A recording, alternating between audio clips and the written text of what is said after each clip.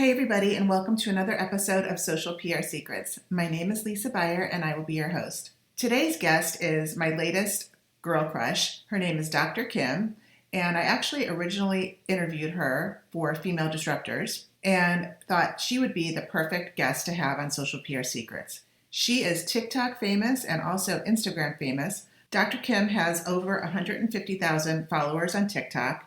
And she also has a very active Instagram feed where she shares all kinds of tips and tricks on everything from how to avoid and get out of toxic relationships, the psychology of having a crush, and other super interesting topics when it comes to relationships and the ins and outs and the challenges, especially during this time of pandemic and isolation and quarantine. Dr. Kim and I talk about how she got started on social media. She actually started out on YouTube, and how she ventured from YouTube to Instagram to now TikTok. So this is a super interesting interview, one of my favorites. If you're not on TikTok and you are looking for somebody to follow, you can definitely start out with Dr. Kim. Let's welcome Dr. Kim.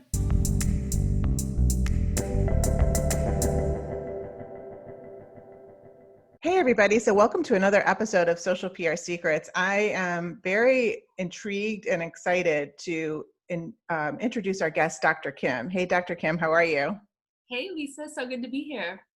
So I discovered Dr. Kim when she submitted to be part of an interview for Female Disruptors. And you definitely are a female disruptor in so many ways when it comes to mental health and also, getting exposure on social media, that's what we're here to talk about, is how you got on TikTok as a therapist and what that has done for your exposure. So tell us first a little bit about your practice and what you do for a living.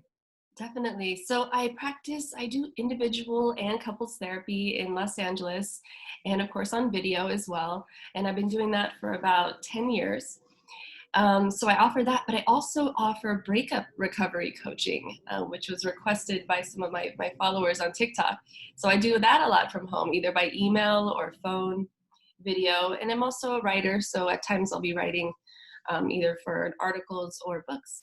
Yeah, and you did write a few books, at least one, right? Yeah, a few books. Three in my name and others in pen names. Mm-hmm. Okay, and is one of them about toxic relationships, did I see? One of them is breakup recovery. So it's breakup recovery, get your ex back, or get over them for good. So it's either one of those goals that book applies to. Yeah, I think everybody can use that type of advice at least once or 10 times in their life, depending Yeah. on relationships. So what's very intriguing is how you have become TikTok famous for it seems like every one of your posts kind of goes viral in some way, shape, or form. So how did you get on social media and figure out that social media was a channel that you could actually, help people and also get publicity for yourself? I was really inspired when I would watch some of my favorite YouTubers years ago, and they were longer form videos. So it took a lot more production, I would say. Now, maybe not so much. You can kind of be more casual with it, but at the time I needed that. I was doing green screen and longer format and just kind of more highly produced videos. So I ended up focusing more on work and getting kind of distracted and leaving it. And I think a lot of YouTubers do that as well. So as such, I didn't build quite a following on there. And when the short format videos came out, I thought to myself, well, these are nice and quick. I feel like I can get a lot of information out there in a small bite of time, which was nice. And then I actually found Gary Vee, like most of us, and he was very inspiring. Get a lot of that out there, get the exposure. And I loved the demographic. I'm really, really into motivating teenagers and millennials as well. And you know what? It's been really refreshing because now it's like a large age group. So now once I get stagnant in helping with the adolescents, then I get excited again, reinvigorated, because now there's another demographic coming on TikTok. So that was pretty much the progression of how I got into social media. So YouTube was your first channel, and then you kind of it kind of didn't take. You kind of just didn't. It didn't take. It Yeah, didn't. took some time off, and then was it Instagram where you landed next? Was in the middle. That was in the middle. Again, that one's a hard one. But if you really highly focus on adding value, which is something I do more of now, then you'll see traction. So when I'm putting out things where video form or things where there's a lot of content, I do see obviously a lot more engagement. So it's really about adding tons of value in a small amount of time. At what point did you really start to take off on Instagram and say, okay, this is worth the time I'm investing in it? And then what was that point? Was it a certain post, or did it take a certain amount of time? Yeah, I think it was when I started. Sometimes I'll do expert contributions to articles, just little blips at times, and I want to promote them, so obviously, because the writers or the publications will put a lot of time into them. So I want to promote it. So I think a couple of years ago is when I started getting a little more serious on Instagram for that reason. And then lately, obviously, putting in the video work, the video content, I like to share some of the short form videos on there. And IGTV is nice too, because then if you want to do something a little bit longer, you can clip it and, or you can actually stretch it out and do the IGTV if it's over a minute. Do you have a process that you follow for Uh, producing the videos? as far as TikTok goes, Well, either TikTok or the IGTV, or just even the videos that you're posting on Instagram, the feed. yeah, I do. You know what I do is there are a lot of requests by followers on TikTok for videos, and I noticed they'd want mental health advice, and I definitely can't give direct advice to non-clients. So what I would say is I definitely take video topic requests. So I add those in. I always make a list, and then I email myself TikTok and whatever the request is, and 99% of the time I'm able to make it work, which is so interesting because a lot of this channel, this TikTok platform was really about requests. It was built on requests, which is another thing that Gary Vee said to do, of course. So I'll email myself those topics at night. I'll start to think about the topic. If it's something that I don't talk about often, I'll do a little research. And then in the morning, I make sure I'm in a really positive space, get my energy really good, because these adolescents, or people in general, are just very attuned. So they can tell if you're not with it with your energy. They can also tell if you're not feeling quite confident that day. So I make sure I'm in a really good space, and then I start producing the content, which doesn't take too much time. I'm saying maybe 20 minutes at most. So I try to pump out 1 or 2 a day. And do you use any certain tools or editing types of, how do you edit them to make them so perfect? I do use iMovie a lot of times, Mhm. so that's what I do. The iPhone's pretty good with that. So I used to do it on the computer with YouTube, and again, that was something that's more lengthy. But just having iMovie on my phone is just so easy and simple, and I know where I want to cut, and I want the cuts to be clean so that there's not a lot of attention span on TikTok, so they want to see the beats go fast. So I make sure there are not a lot of vocalized pauses, like things like that. And do you produce the videos yourself? I do, yeah. Yeah. I have an office that I shoot in, a living room. I have the light here, my computer, my phone. I do actually just shoot on my phone right now. I'm thinking about going back to camera, but right now I still shoot on my iPhone. Awesome. So let's talk about the transition, or when you jumped into getting serious on TikTok. What triggered that decision, and what do you like or not like about TikTok? Well, I have to say, for anyone that's discouraged by getting on there, it took about a week and a half. I know that's not that long, but I wanted to see some results because I was ready. Like I was into it. I was excited. I had watched a lot of motivational interviews about it, but it took about a week and a half to get some traction. So you play around with the ones with music, and then you play around with the ones where you're just talking. And I'm telling you, I feel like it's different for everyone. If you look at other therapists or other doctors on there, music will work for some. The pace is different for others. The tags are different for others. It's really about like your unique brand. I'm telling you, it's just you being authentic. I truly believe that. And then really listening to the audience. Yeah. And so as far as I was just looking to see when you started on TikTok, I think it was like October 2019. Was that right? Yeah. Or maybe that was like, yeah. And so Yeah. not even a year later, like, just a little more than, or 8 months, I think. Are we in August? I don't even know. No, we're in July still. With the pandemic, it's like, No one, no one I feel like we're still in March.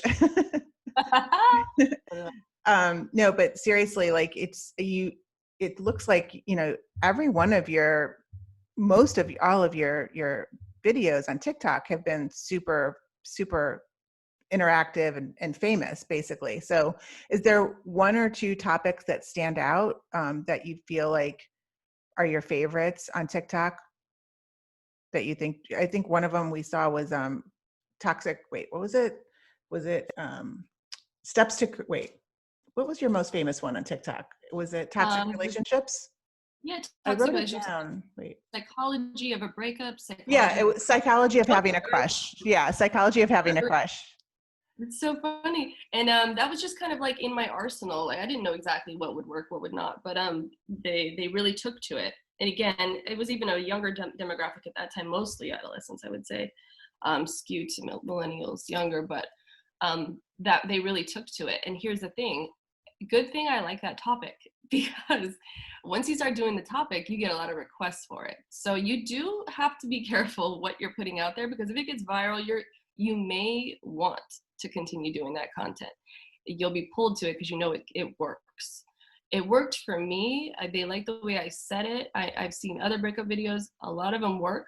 Some of them don't. But again, it's about kind of your people, what they're already into, what they're attracted to. But the breakup ones, the crush ones, the dreams. But I mean, if you think about it, I wouldn't have really talked about these kind of things a couple of years ago. I would have talked about substance abuse or eating disorders or mood disorders, something like that, because I was working at rehabs and treating people with those kind of disorders. But I guess, to be honest, it feels so positive because I'm talking about solutions. I'm talking about strength-based situations, motivation. I really am into like more life coaching and motivating people for their dreams. More than I am into talking about pathology or what's wrong with people mental health wise. So for that reason, it actually really worked out. But yes, you can definitely get into some kind of, you can get pigeonholed a little bit into a niche because people are asking, they're requesting for similar videos. I'm just fortunate because you can break them down to small bite-sized pieces, and you can actually weave in other things you're interested in. Like if you're talking about breakups, you're still talking about confidence, you're still talking about dream building, you're still talking about getting anxiety and depression down. So luckily you can weave things in and be creative, even if you have a niche and you've niched down. How did you decide on this niche? You know, the crush one, I was thinking about adolescents. I was thinking, what would they want? Did the crush video for that reason. Dreams, same thing. Dream interpretations are really popular with adolescents. Breakups, I've been in a hard breakup years ago, but mostly I've been treating the last couple of years clients in Los Angeles who are still reeling from breakups, and I realize how detrimental they are to people. And really getting them out of that space and what it takes, what's the recipe to get you out of that where you're not in a deep depression. And I truly believe breakups are underrated, and what people go through with them it's really unfathomable, and they can go into deep depression because of it. So I really did want more exposure. I did do a little bit of research on YouTube as far as what was working, what wasn't. And that's another really good thing to do, is to watch what's working there. That doesn't mean it's going to translate, but it's a nice place to start. And then you just make it your own. You make it your own spin. It's what do you know? What's your knowledge base, and what's your personality? And just because someone's doing it somewhere else and maybe it's not working, it could definitely work for you depending on what your personality is, what you're giving it, the energy you're giving it. And there's a lot of love behind it too, because I'm really not doing it for myself. I didn't know if it was going to work. I didn't. I would have to say at the beginning I wanted some more exposure, but now it doesn't feel like that. It feels selfless. It feels like adding value. And I'll tell you what, it's because they give such positive feedback. I don't know what it is. TikTok audience is always like this. It seems that they are, though. Very, very positive. If you have good intentions and you're putting out good education, so that edu talk, learn on TikTok type of situation, it's really good because you're eliciting a lot of positive feedback. Definitely. I feel like also with the pandemic and everybody being stuck at home, regardless whether you're teenager, college, millennial, Yeah. everybody is more focused than ever on whether it's, their smartphone or their computer, scrolling and looking for content that it's a good and bad thing. It's a double-edged sword, right? Because we've never been more attached to digital than the past 5 months of the pandemic. So Which was There's kind of hard on TikTokers a little bit because there was more saturation. It's like there were more eyes, but there was more saturation, as I'm sure you know, more competition. So the biggest little dip that I had was during the first phase of the pandemic, and then subsequently, obviously, more people got on, and then you start doing as well or better than you were before. But it was funny with the oversaturation. It seemed to be a variable, as in, not getting as much traction. But with TikTok, once the video is up, it's like it can continue to get eyes on it, which is so great, especially if you have a good message. And how do you measure? What are the key performance indicators with TikTok and Instagram? What do you know Yeah, it's a win? I noticed a trend for myself. I would calculate the percentage of likes. To me, that was most important, again, because I wanted the people already following me to enjoy the content, which works long term. So I was doing a gauge, and I still do, but it's like a 10% of likes per views. So if you're getting 10% of likes per views, then I knew that the video was going to be well performing. Now it's over 10%, thankfully, and I just think that's because there's a bit of a loyal following. I don't think it's anything else necessarily, although I have become a little bit more comfortable on camera. And I do more of a meditation before, so I don't know if my energy level's helping, but those two pieces. So yeah, 10% of likes I think is a good thing for anyone, because you really want to know that the people already following you, whether it's 2 people, whether it's 100,000, whatever it is, you want to know that the people following you enjoy it, because that's your base, and your base is going to help you grow. Definitely. So do you spend equal time on Instagram and TikTok? How do you divide your percentage of time when it comes to content? When it comes to content, I'm heavily on TikTok, and I'll tell you why. Is because I get so much more feedback on there, and it's just such a dopamine spike because you're getting the instant like views and likes and good feedback and thanks for helping, things like that. And that's more scarce for me. I'm sure it's, in fact, what I do need to do is find more role models on Instagram. Would be a good idea to follow, because that's always inspirational. But yeah, it's more heavily focused on TikTok right now. And even if TikTok were to switch over, I would still be doing short form more heavily than Instagram. However, I do need to focus more on Instagram, and I already have video content. So I do think it's a good idea to put maybe 10%, 5 or 10% at least of your videos onto TikTok. They do kick you into the IG story so that you're promoting it on story. Mine are a little longer though. See, mine are like up to 60 seconds. So it's a little awkward to put them on stories, although you can. But I like to put them actually on the IG page. Mhm. But 5 to 10% of the videos I try to put on the IG page, and those do pretty well. They get pretty good feedback. I noticed also that you've had quite a bit of publicity, been interviewed on different morning shows, and you write for different publications. So, just looking at it from a public relations perspective, what do you see that works? Why did you even take the time to try to get publicity? Um, what can you share on that? Yeah, early on, actually, so what happened was I did a doctoral project, which we also call a dissertation. And what I wanted to do was turn that into a book. So I did find an independent publisher at the time, and it was called The Psychology Behind Fitness Motivation. So we turned that into a book, and I needed publicity, and the publisher wanted me to obviously have some publicity, a little bit. So originally, this is going to sound interesting, but I did hire a PR firm, quite expensive and quite worth it. Quite worth it. So if you have the money, it definitely is worth it. But after that, I did have to tighten up and go shoestring a little bit more. So what I did was I basically just built some relationships with writers of magazines, online publishing companies, and things like that. So writers are really good to you. They'll email you and ask you if you can contribute. It's really building a relationship, being there immediately, because they're on deadlines, as you know. Mm-hmm. So and giving really good content. I never realized how incredible. Like you would honestly think that like people from these magazines like all of them have masters, all of them have doctorals, whatever, because they're so good at research. They have a lot of integrity as far as what they want in their publishing, Mm-hmm. and they're serious about fact checking. So I noticed if I'm really doing a great job on content, they will include me. But it takes work. It's not just easy. You're not, oh, I'm known. Even if I think I had a larger following, I don't think it's really about that. I really think it's about giving good content and giving more than they're asking for. And so, Definitely.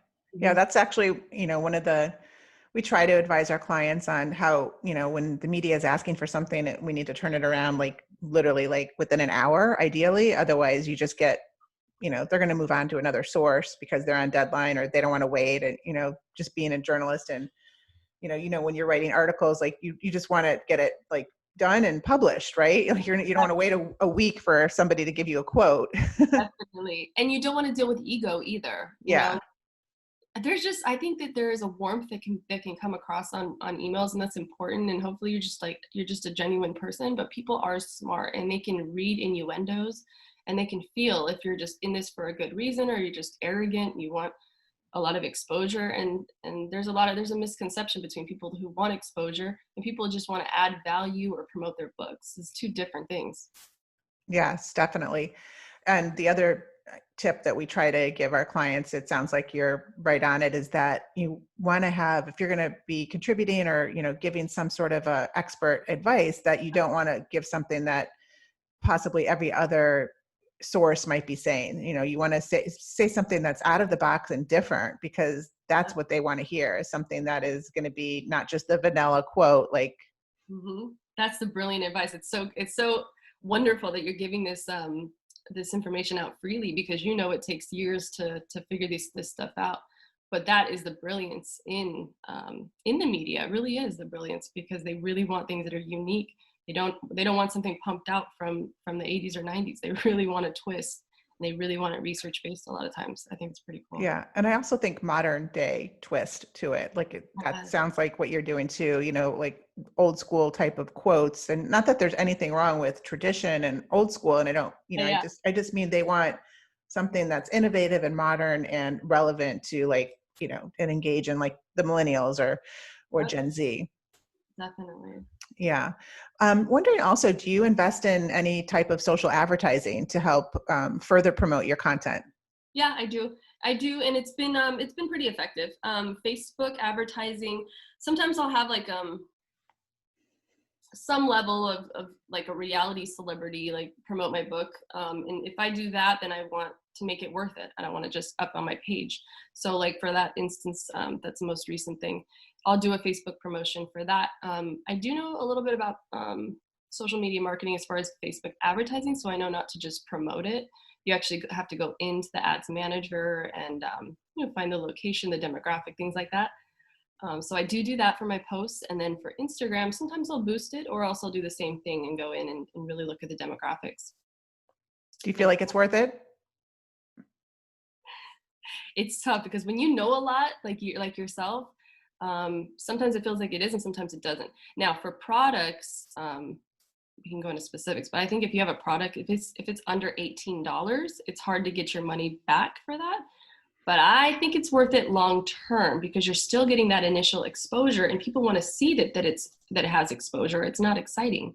So yes, I think it's definitely worth it. It's just you're not always going to see the money. You might see yourself break even, let's say if you're selling like a product, depending on the price point. But I do think that it's important for the audience to see that there's excitement, and I do think it's worth it for that reason. Yeah, I definitely agree. And I think Facebook targeting is just incredible, Yeah. to reach the right audience that Oh, yeah. you're trying to reach and be very, very specific. Also wondering with TikTok, any concerns over the privacy issues that have been kind of in the news lately with, Amazon, based, I don't know if it ended up being true or not, but Amazon saying that their employees could not have TikTok on their phone, and, Trump is trying to get TikTok like banned from the US. Like Mhm.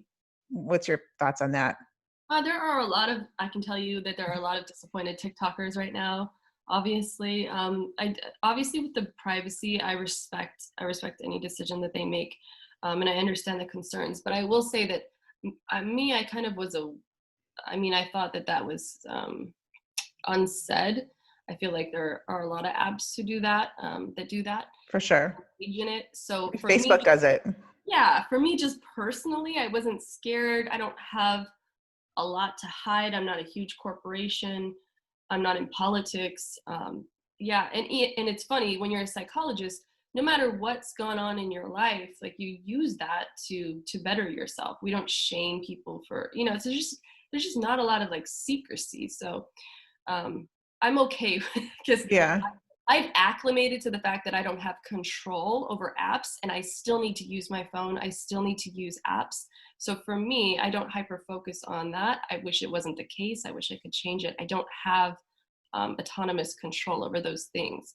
It doesn't make it right that they're intruding on privacy, obviously, but it's not something that I spend a lot of time worrying about personally, just for myself.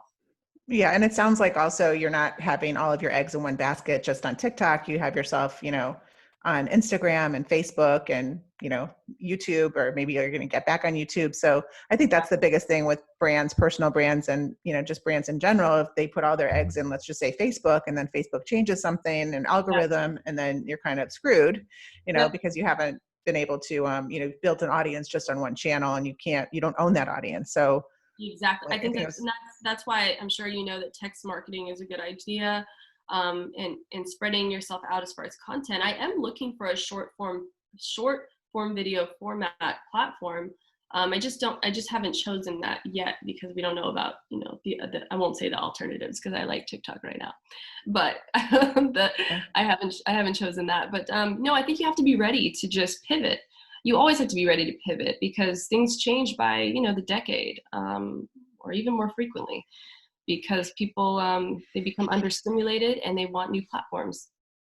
So yeah. you have to be able to pivot. And yeah, I could have been smarter and done text messaging, and I will do that in the future, but I'm okay with pivoting because there's a lot of opportunity there when you talk about a new platform. So as long as it doesn't have like oversaturation, you're Yeah, gonna do well. definitely. And I was just reading this morning that, TikTokers are saying basically that, the ones that are heavily invested and, maybe TikTok is like where they are famous, only, that the trade-off is worth it. They're not worried about privacy, that it's whatever TikTok is bringing to them is worth what they're giving up on a privacy issue. So I'm sure, a lot of people have that opinion too. Definitely. But I just actually got back on Snapchat for the first time in like 2 years. Oh, I've had it on my phone, but I just kind of yep. like, I don't know, I just got over it. And so now I'm kind of like, just exploring it again because there's a lot of really cool things that Snapchat is doing. That Snap, the parent company, with augmented reality and a lot of really innovative new technologies when it comes to marketing. So I would check out Snapchat too if Oh, you're, definitely. I yeah. have it on my phone. I will open it up today. All right, great. Well, we are going to switch gears, and if you want to join us on, we're going to do an interview on digital detox secrets and talk to Dr. Kim about more in depth on maybe mixing social media with digital and the pros and cons to that when it comes to a mental health standpoint. But Dr. Kim, before we wrap up this interview, any words of wisdom, somebody that maybe is a personal brand or maybe a mental health practitioner or not that wants to explore social media but isn't on it yet, what would you recommend? I would recommend challenging your perfectionism. That's the biggest barrier to actually being successful on social media. So if you want to do it, start putting it out. And you can start with little bite-sized pieces, 15 seconds, 30 seconds, and make sure it's something you're really passionate about and come from a really loving, value-adding place. Awesome. What do you think about the whole concept of overthinking? Because I think when I meet with clients, that's one of the roadblocks is overthinking content and then nothing gets done. Overthinking, overanalyzing, it's something that puts us in a really negative emotional state. And when we're in that place, we're a bit paralyzed. And really, all of us have a lot of potential, and that gets missed. All the things that we could be putting out there, all the value adding and changing lives. So it's like if you're thinking about yourself, like how are you going to be perceived? Think about the bigger picture. What can you really give to people? That is truly what it's about. It really is, because they're going to buy the product because they trust you, they adore you, they think your message is good, and you're helping them maybe solve a problem. So overthinking is your enemy, and allow those thoughts to be automatic, but don't entertain them, and let them really float away. Great advice. Thank you so much, Dr. Kim, for sharing all of these amazing social PR secrets with us. And we're going to head on over to Digital Detox Secrets. Before we end this, though, where's the best place for us to follow you on Instagram and TikTok and anywhere else you want to mention, and your website? IG, drkimchronister.com, website, drkimchronister.com, and TikTok, Dr. Kim Chronister. All right, great. That's a wrap. Thank you, Dr. Kim. Thank you so much, Lisa.